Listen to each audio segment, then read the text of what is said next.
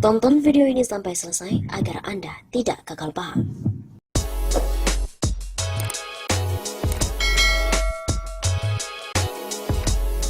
Para pedagang UMKM akhirnya menggugat Jokowi 10 miliar rupiah karena buntut dari penanganan corona.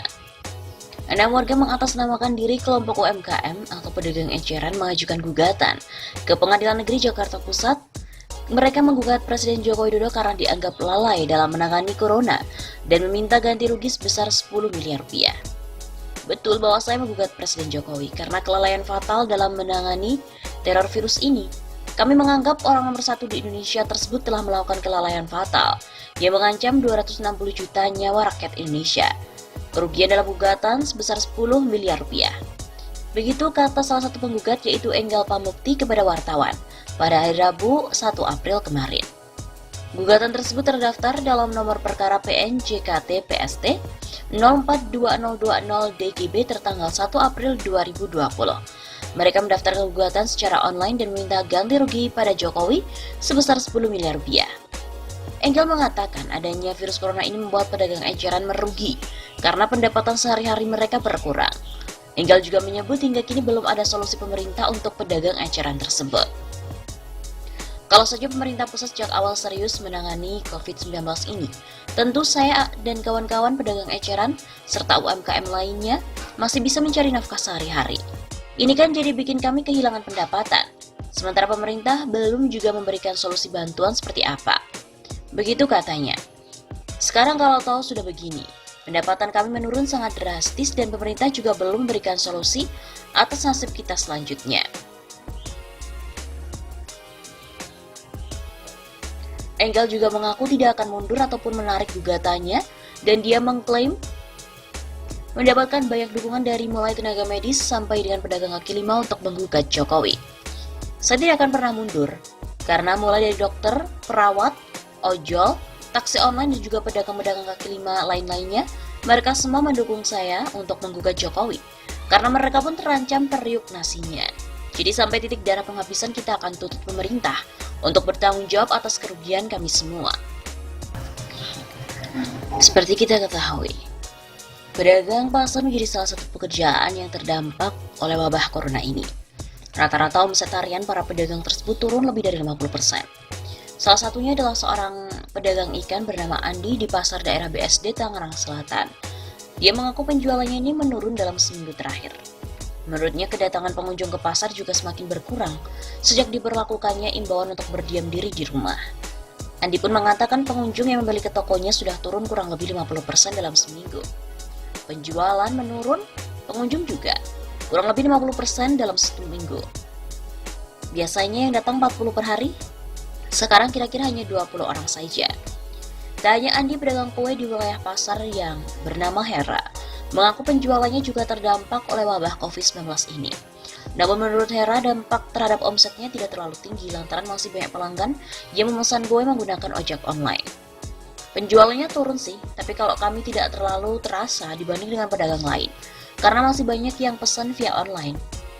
Namun sama seperti Andi, Hera mengaku penjualan offline atau secara langsung di pasar turun drastis dalam 1 minggu terakhir ini. Dia hanya menjual sekitar 8 box kue dalam waktu 1 minggu. Penjualan tersebut menurun dari 15 box kue terjual dalam 1 pekan.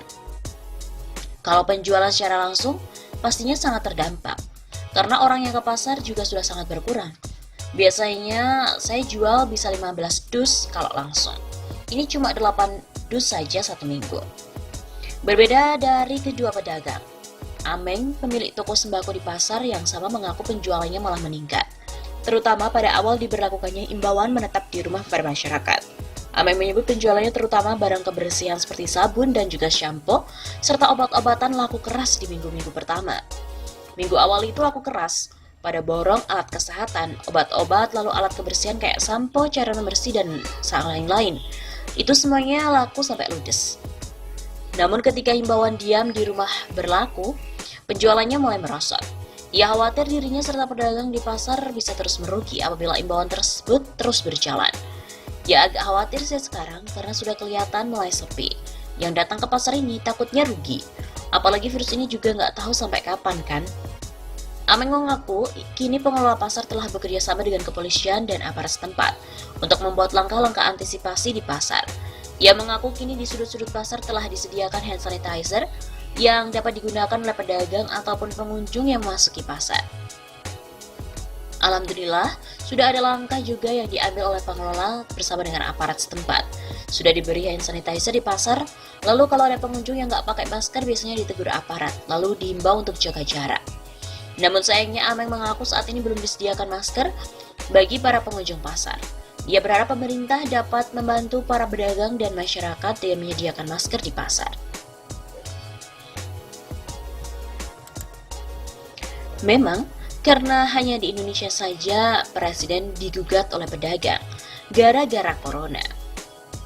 Ini bisa jadi hanya terjadi di Indonesia, di mana warga menggugat Jokowi sebagai presiden karena terdampak wabah corona atau COVID-19. Gugatan itu diajukan oleh 6 warga yang mengatasnamakan dirinya sebagai kelompok UMKM ke Pengadilan Negeri Jakarta Pusat pada hari Rabu 1 April kemarin. Dalam gugatan tersebut, mereka meminta ganti rugi 10 miliar rupiah kepada Jokowi karena menganggap Presiden lalai dalam menangani wabah asal kota Wuhan itu. Enggal Pamukti selaku salah satu penggugat mengatakan kelalaian dalam menangani COVID-19 yang telah dilakukan Jokowi ini sudah sangat fatal. Mereka menganggap bahwa orang nomor 1 di Indonesia tersebut telah melakukan kelalaian fatal yang telah mengancam 260 juta nyawa rakyat Indonesia. Dan kerugian dalam gugatan tersebut adalah senilai 10 miliar rupiah. Ia menyebut wabah corona di Indonesia telah membuat pendapatan para pedagang berkurang sampai dengan merugi. Sampai saat ini, pemerintah pun juga belum memberikan solusi atas dampak yang dirasakan oleh para pedagang eceran itu. Pihaknya meyakini seandainya pemerintah sejak awal serius dalam menangani wabah tersebut, dirinya dan juga pedagang lain pasti masih bisa mencari nafkah.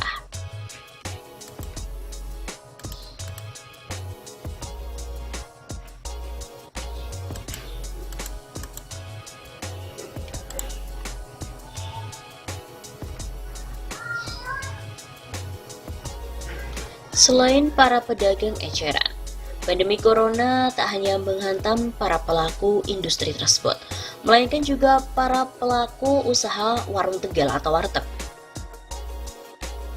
Ketua Komunitas Warteg Nusantara atau Kowantara, Mukroni mengatakan setidaknya sebanyak 40.000 pedagang warteg di Jabodetabek saat ini tengah berjuang melawan dampak corona. Dulunya ketika krisis moneter 98 masih gagah menghadapi. Tapi untuk kali ini ada 3 hal yang dihadapi pelaku usaha warteg akibat wabah pandemi COVID-19.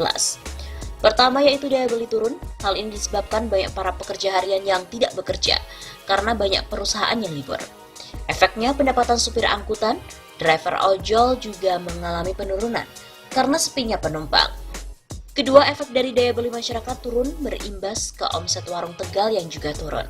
Hal ini lantaran mewabahnya pandemi di masyarakat itu takut keluar rumah atau ke warung-warung untuk makan. Kemudian yang ketiga, harga-harga barang kebutuhan seperti sembako pun naik. Ini karena banyak perusahaan yang mengurangi produktivitas dan terbatasnya transportasi.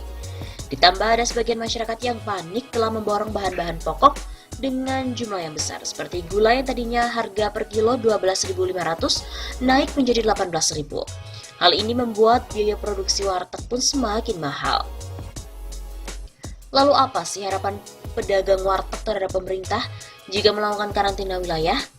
Yang pertama adalah pemerintah diharapkan memberikan insentif relaksasi kredit yang diberikan berupa pembayaran bunga atau angsuran diberi kelonggaran selama 1 tahun. Kemudian yang kedua, pemberian subsidi biaya beban listrik, lalu penurunan harga gas LPG untuk ukuran 3 kilo, penurunan harga BBM, serta pemerintah perlu melakukan operasi pasar guna mengendalikan harga-harga kebutuhan sembako.